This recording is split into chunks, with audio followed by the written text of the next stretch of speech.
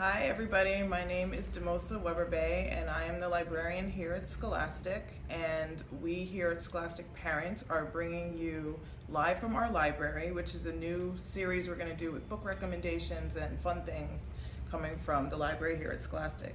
So today we're starting off with 30 days of read-aloud tips, which is a campaign that Scholastic Parents has been working on all month.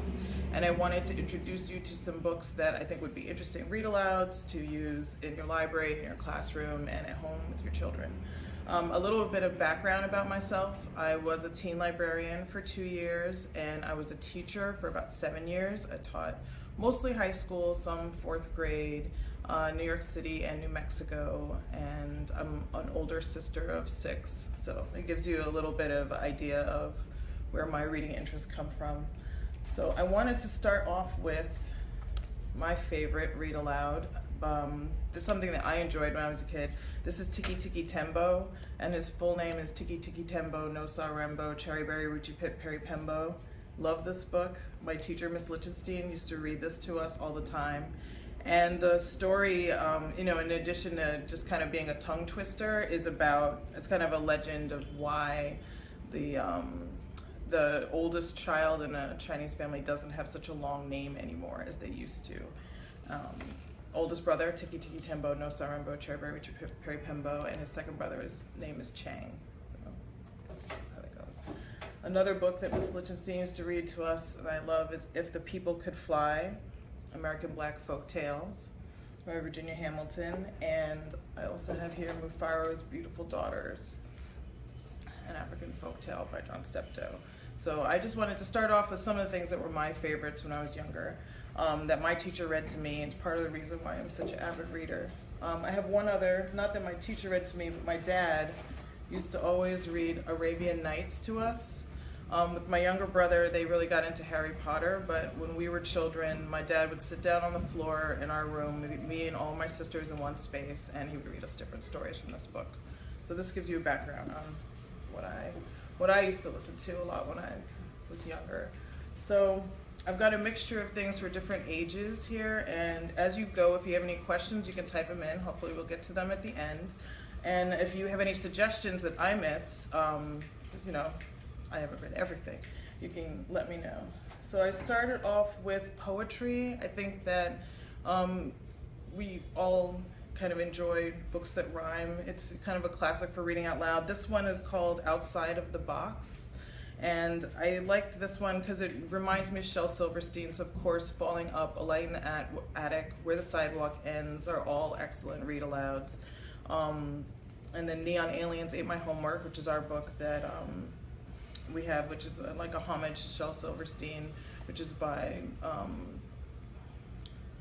Nick. It'll come back to me. This Outside the Box, I just wanted to show you the very first poem in here. It's black and white, much like Shel Silverstein. And it's got, I found a box so neat and square. It looks so nice inside of there, side so straight, dark as night. Yes, I said, it seems just right. This shall be my thinking spot.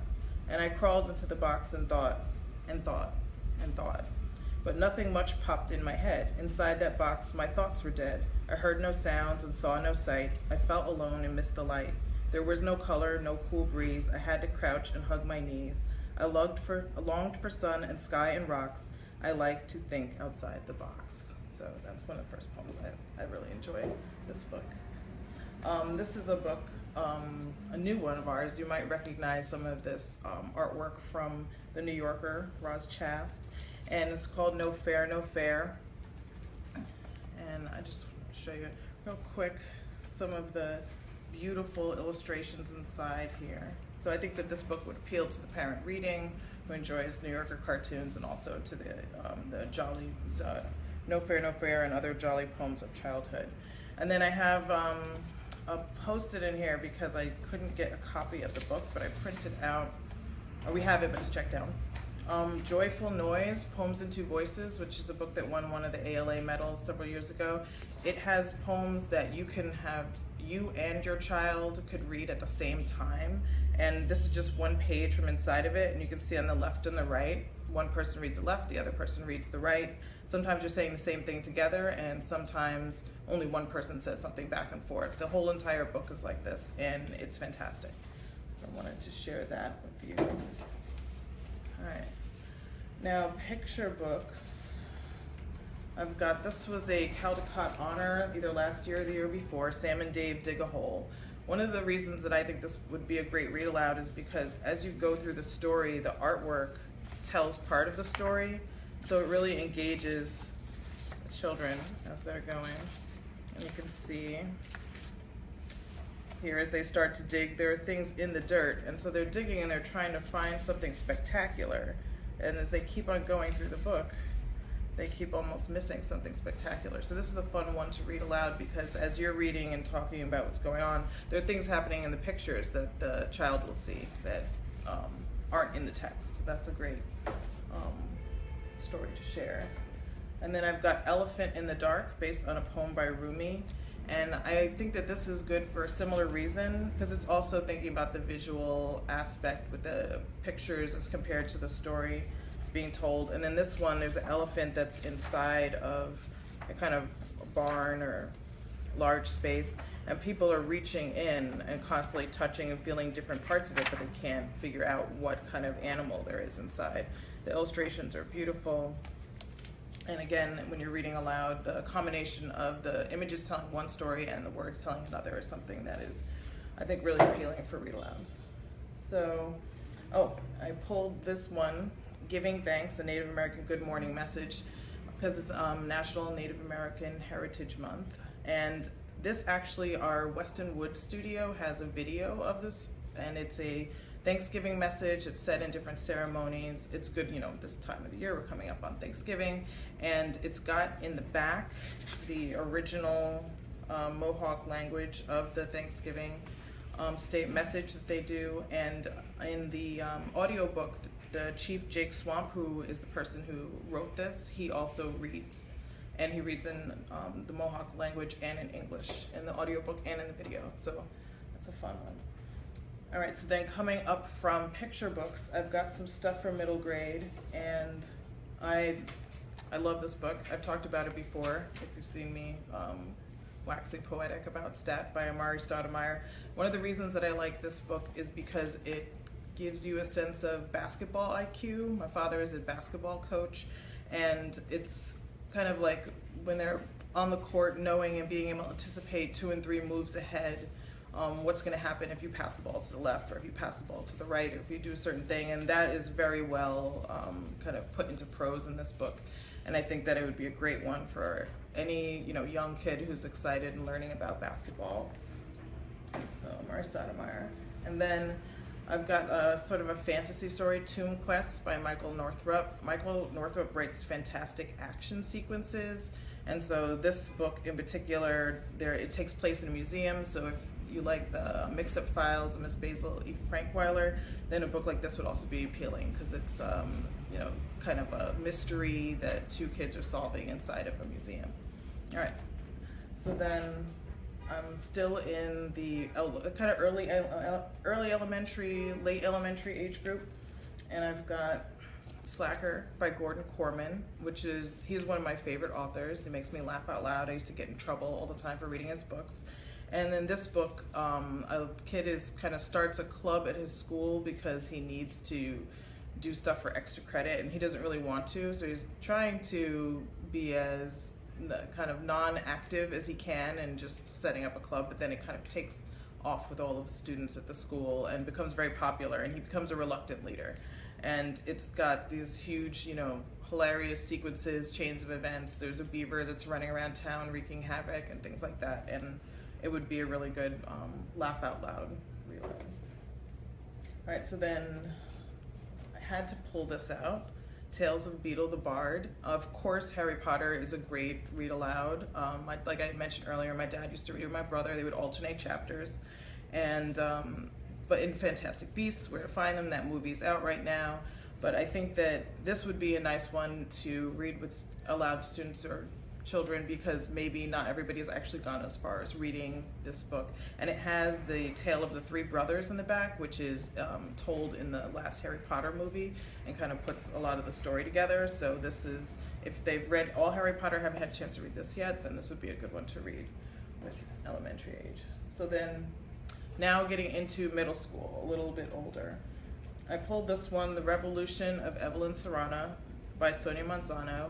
And I really enjoyed this one because it takes place in New York City, and it's around 1969, when the young lords are, I think it's the young lords, are kind of trying to start a breakfast program and get some education in Spanish Harlem about Puerto Rican history and stuff like that. So it's loosely based on real events that happen. And Sonia Manzano, you may remember, is Maria from Sesame Street. She's won several Emmys for writing, so her story arc in this is full of action and very interesting. There's a mixture of Spanish and English in it, which is a great for all different types of students to hear, you know, going back and forth in languages. And she has a second book that she did with us called Becoming Maria, which is her memoir. So if you like this, then you would like that. And Becoming Maria, she actually reads that memoir on her own. And that's just fantastic, because as soon as you hear her voice, it's like, it's Maria. Then I have two others. Oh, I'm going to not go there yet. So this is an early edition, say Uncorrected Proof, but Moccasin Thunder. These are short stories. So I have this because I think that short stories, again, it's Native American Heritage Month, and short stories are good read-alouds when you're getting into the upper middle grades. Even with high schoolers, actually, you could do read-alouds that are short stories. And this book has stories by Sherman Alexie, Joseph Bruchac, Louise Erdrich, Lee Francis, a lot of very heavy hitters in Native American literature. Moccasin Thunder. All right, so getting into older age groups, late middle school, high school. I have this book by Marcus Zuzak. I have two Marcus Zuzaks, so you can see the next one there. This is one of my favorite books by him because he's written 5 books thus far, and this is the collection of the first 3. It takes place in Australia. The narrator's a young man who's from a working class family, and I think that my favorite story is actually the second one, Fighting Reuben Wolf, when the 2 brothers get involved in an underground boxing circuit. So there's a lot of short scenes that you could pick out that are kind of action sequences and about the relationship between brothers. So that you could, you know, do the whole entire book, or that whole entire middle book. This is actually a collection of 3 books, but Fighting Reuben Wolf has a lot of amazing prose, and then you get to see the person that is going to become the author who writes The Book Thief. Now, The Book Thief, I pulled this not as a read-aloud necessarily for the book, but thinking about audiobooks, because when you're doing read-alouds, often you're doing it yourself, and if you're the parent or the teacher or the librarian, then the kids may have started to tune out the sound of your voice. So sometimes if you get an audiobook and you either, you know, play a snippet from that, you know, in the room, or if you're on a car trip or something like that, then it can, you know, kind of help them to focus on somebody else's voice.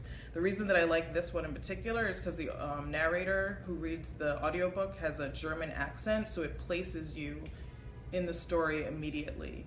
And there are words that if I was reading out loud, I might trip over them as I'm going through the book, but when you hear the narrator pronounce it, it just becomes seamless. And there are still quotes from the audiobook that I will joke back and forth with my other friend who listened to it that kind of gets stuck in my head like movie lines. So I really enjoyed this. And then I brought as a companion to that the Golden Compass series. One of the reasons that this again, I'm talking about audiobooks, and it could be for middle grades or upper middle grades and high school.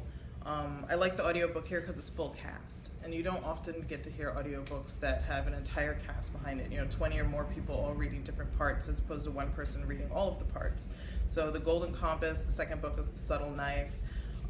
These are really fantastic fantasy stories, and the audio is what I recommend for these 2. All right.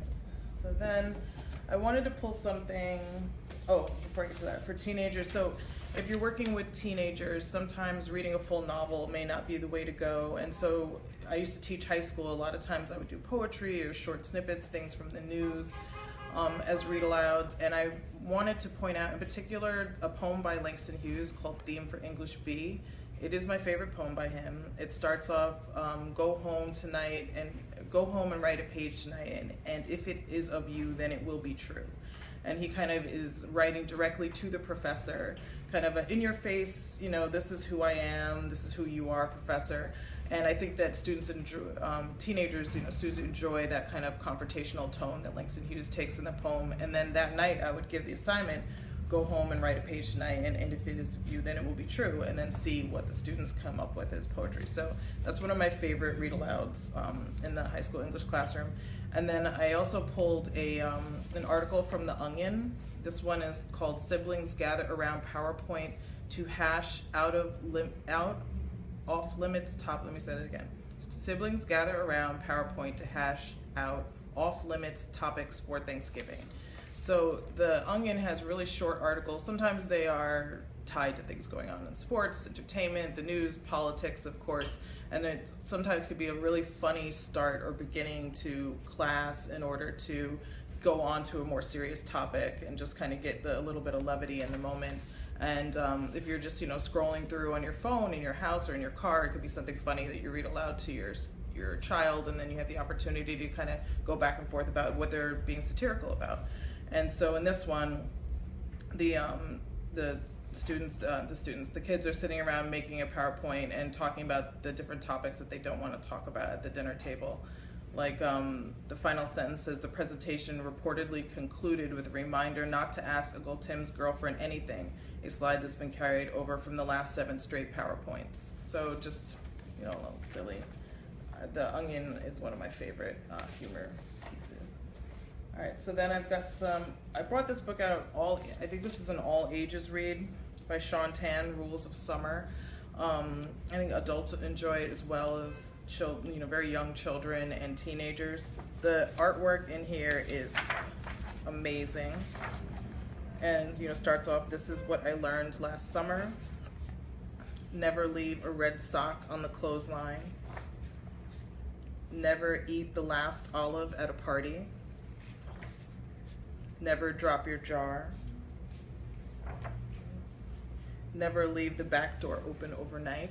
And so they're very short sentences, but the imagery is so evocative, and you can have conversation about the kind of rules, and there's the, reading between the lines of what they're really talking about, kind of like manners and stuff like that, or warnings, for a brother to older brother to a younger brother.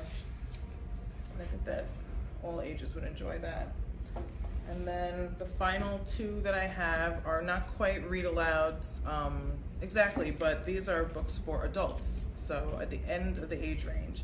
This one is called Beyond Bedtime Stories, A Parent's Guide to Promoting Reading, Writing, and Other Literacy Skills from Birth to 5. One of the reasons I pulled this out is because it's got an entire page where they have suggestions for books to read to your child. And then in particular, as we're talking about read-alouds this month, there's a whole section, and it's in this section called In the Bedroom, where they talk about different tips for reading aloud. And so in particular, they have common questions people might have, like, what if my child is always on the move? What if my child doesn't seem to enjoy being read to? Do read-alouds have to take place at bedtime? Am I the only one who should read aloud to my child? So answering some of those things. And then under why are read-alouds important, they list 5 things. The concept of print, letter sound knowledge, vocabulary, world knowledge, and comprehension. And then each of those are gone into in detail. So the entire book is fantastic, but specifically that whole chapter there can help answer some kind of questions if you've been struggling to get your child interested, or your students or kids in the library. And then this one, Read Aloud Classics 101. I brought this out because this book actually has done a lot of work for you, and they've gone through and pulled excerpts, 10-minute readings from some of the biggest books that people like to read aloud. And just as soon as I opened it, I knew that this was the book, for me or to recommend, because the first story is Tales of a Fourth Grade Nothing, which is another one Miss Lichtenstein used to read to us. I love that book. Then The Mixed Up Files of Miss Basil E. Frankweiler, Ramona Forever. It's got Encyclopedia Brown, Charlotte's Web, all of those, classics, but you might be looking for what section you could read to it, and this person's already kind of gone through, edited, and pulled them together for you. So that is the end of the spectrum for those of us that are doing the read-alouds. So now we're going to check and see if we've got any questions. A short recap per age group with titles and author. Okay, so let's go slide it. And if I'm going age-wise, all right. So age-wise, we've got Sam and Dave Dig a Hole, Mac Barnett, illustrated by John Klassen. And Elephant in the Dark, retold by Mina Javerbin, and pictures by Eugene Yalkin.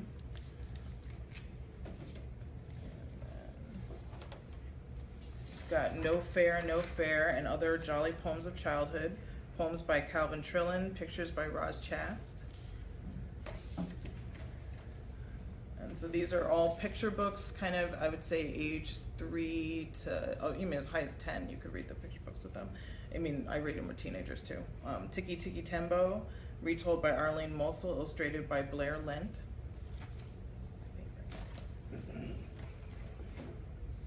Mafaro's Beautiful Daughters, An African Tale by John Steptoe.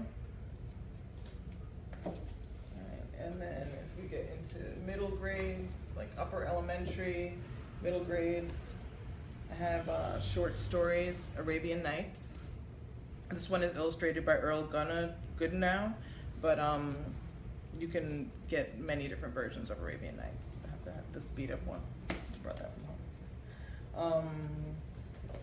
We had Outside the Box, a book of poems by best-selling author Karma Wilson, drawings by Caldecott Honor recipient Diane Good. And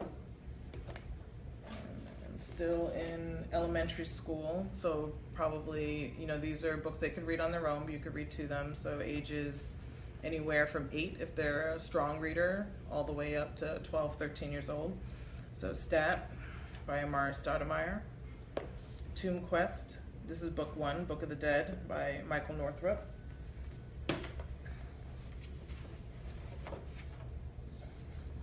Slacker by Gordon Corman.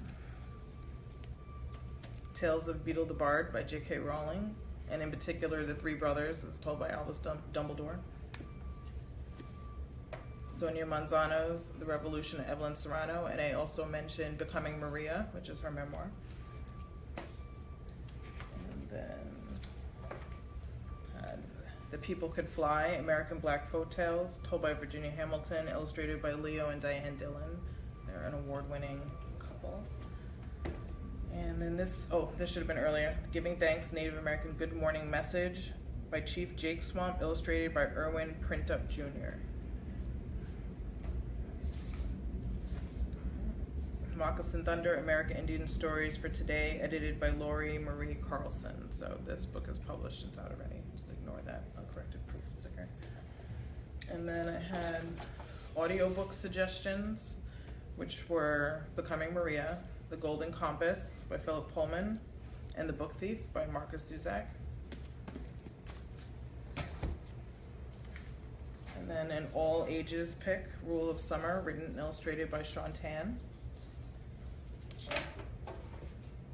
And then Beyond Bedtime Stories, 2nd edition, A Parent's Guide to Promoting Reading, Writing, and Other Literacy Skills from Birth to 5. And this is by V. Susan Bennett Armistead, Neil K. Duke, and Annie M. Moses. And that's Nell K. Duke, sorry. And then 101 Read-aloud Classics, 10-minute readings from the world's most beloved children's books. And I'm not sure who the editor is on that one, but Pamela Horn. Right, so, classics. And then I mentioned Joyful Noise, which is Poems in 2 Voices. I can't remember the name of that off the top of my head. Oh, Underdogs. Oh, Marcus did that. All right, let's see what our next question is. Recommend any books for toddlers. This is definitely my weakest part. I haven't read, I mean, I do read them, but I don't read a lot of the toddler books. Off the top of my head, I would think of Llama Llama, Mad at Mama, Good Night Construction Site. There was one, Where Did Dinosaurs Go by Jim Benton, which I was looking at earlier. I love Jim Benton's books for middle grade, stuff like that. So if you have any suggestions for books for toddlers for me, please put them in the comment area so that I can get educated as well as everybody else. I do tend towards middle grade and YA because that's where I used to teach. And then I see at the bottom here, when should I start reading aloud to my toddlers? You can start reading aloud to folks while they're still in the womb. You can, continue to read aloud to them. I mean, we do have, board books so that they, can grab and pull and, bite them and stuff without them getting damaged when they're younger. And a lot of picture books are also sometimes issued as board books. So the ones that I mentioned, Llama Llama, Mad at Mama, and there are other books in that Llama Llama series. They have board book versions and picture book versions. So you can, basically that, I think in this book, they mentioned something called print, print literacy.